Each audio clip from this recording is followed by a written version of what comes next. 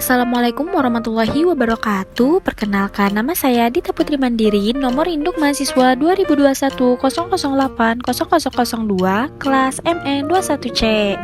Di sini saya akan menjelaskan akuntansi manajemen mengenai manajemen berdasarkan aktivitas dengan dosen pengampu Dr. Gustian Juanda.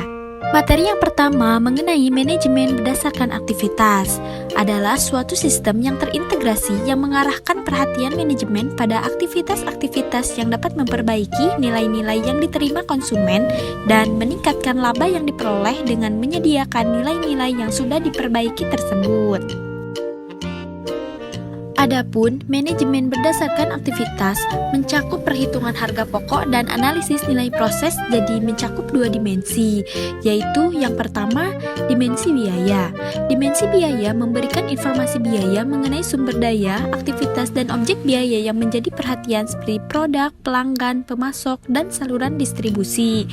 Tujuannya yaitu memberikan akurasi pembebanan biaya. Kedua yaitu dimensi proses, di mana dimensi proses memberikan informasi mengenai aktivitas apa saja yang dilakukan, mengapa harus dilakukan, dan seberapa baik aktivitas tersebut dilakukan. Tujuannya yaitu untuk mengurangi biaya. Manajemen berdasarkan aktivitas untuk memahami bagaimana dimensi proses berkaitan dengan perbaikan yang berkesinambungan, perlu memahami lebih dalam tentang analisis nilai proses. Analisis nilai proses mendefinisikan akuntansi pertanggungjawaban berdasarkan aktivitas, terfokus pada pertanggungjawaban aktivitas bukan pada biaya, dan menekankan maksimasi kinerja sistem secara menyeluruh bukan kinerja individu. Analisis nilai proses memungkinkan konsep akuntansi pertanggungjawaban kontemporer dapat dijalankan. Analisis nilai proses memusatkan pada tiga aspek, yaitu analisis penggerak, analisis aktivitas, dan analisis kinerja. Pertama yaitu analisis penggerak. Mengelola aktivitas memerlukan pemahaman tentang apa yang menyebabkan biaya aktivitas. Setiap aktivitas memiliki masukan dan keluaran.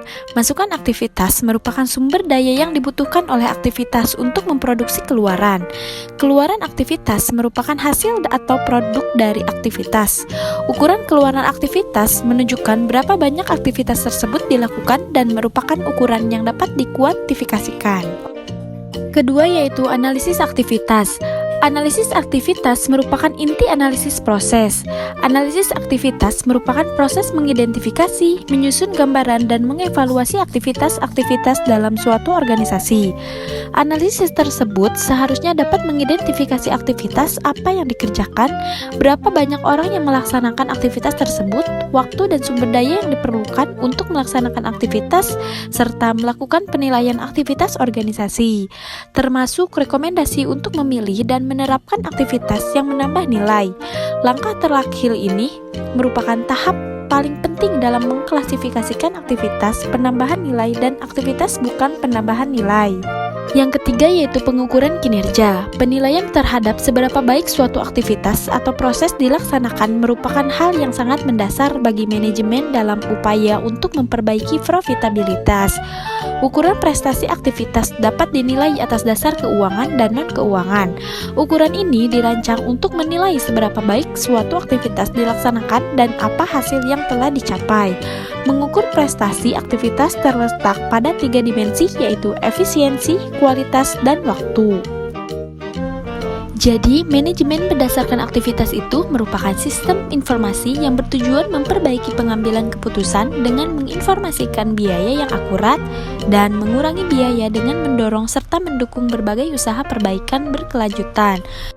Tujuan keseluruhan manajemen berdasarkan aktivitas adalah untuk meningkatkan profitabilitas perusahaan. Selanjutnya, materi mengenai penilaian aktivitas berdasarkan ukuran keuangan.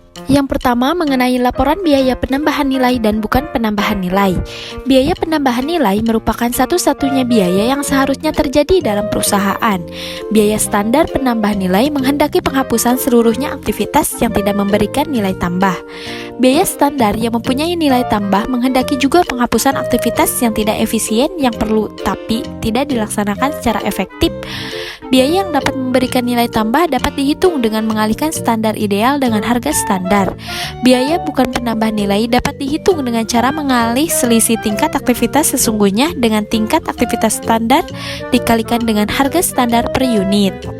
Berikut bernilai tambah. Biaya bernilai tambah sama dengan SQ dikali SP.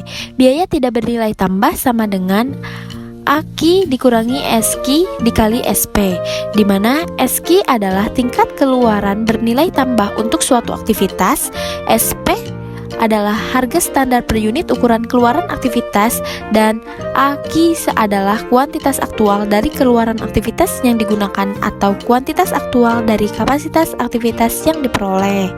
Yang kedua ada benchmarking. Pendekatan lain dalam penentuan standar yang digunakan untuk membantu mengidentifikasi peluang perbaikan aktivitas disebut benchmarking, yang merupakan praktek terbaik sebagai standar untuk mengevaluasi kinerja aktivitas. Dalam satu organisasi dilakukan perbandingan antara unit yang berbeda dengan melakukan aktivitas yang sama. Unit dengan kinerja yang baik ditetapkan sebagai standar, sementara itu unit yang lain menjadikan standar sebagai target yang harus dipenuhi ataupun dilampaui. Tujuan dari pendekatan ini adalah menjadi yang terbaik dalam pelaksanaan aktivitas dan proses. Yang ketiga mengenai anggaran fleksibel aktivitas. Anggaran fleksibel aktivitas memungkinkan dilakukannya prediksi biaya aktivitas yang akan terjadi dengan berubahnya aktivitas. Analisis varians dalam kerangka aktivitas ini membuat manajer dapat membagi biaya aktivitas menjadi komponen bernilai tambah dan tidak bernilai tambah, membedakan antara dampak biaya dan dampak volume, serta melaporkan biaya kapasitas aktivitas yang digunakan atau yang tidak. Juga kemampuan untuk menghitung biaya dari berbagai tingkat penggunaan aktivitas memungkinkan perhitungan biaya yang diperkirakan sebagai standar aktivitas intern. Selanjutnya, materi mengenai ukuran non-keuangan bagi kinerja aktivitas. Penilaian atas dasar ukuran non-keuangan di samping ukuran keuangan menjadi penilaian utama kinerja manajemen dalam lingkungan manufaktur maju. Ukuran tersebut mencakup tentang kualitas produk, kecepatan pengiriman produk pada pelanggan, pengendalian persediaan, pengendalian sisa persediaan, manajemen mesin, dan pemeliharaan. Walaupun pengendalian biaya masih tetap merupakan pertimbangan penting, namun perhatian manajemen dalam akuntansi pertanggungjawaban kontemporer lebih diarahkan pada cost driver yang menyebabkan suatu biaya terjadi. Pengendalian terhadap faktor-faktor non-keuangan diyakini pada akhirnya akan memberikan keuntungan maksimal pada perusahaan. Nah, itulah materi akuntansi manajemen mengenai manajemen berdasarkan aktivitas. Semoga dapat bermanfaat. Wassalamualaikum warahmatullahi wabarakatuh.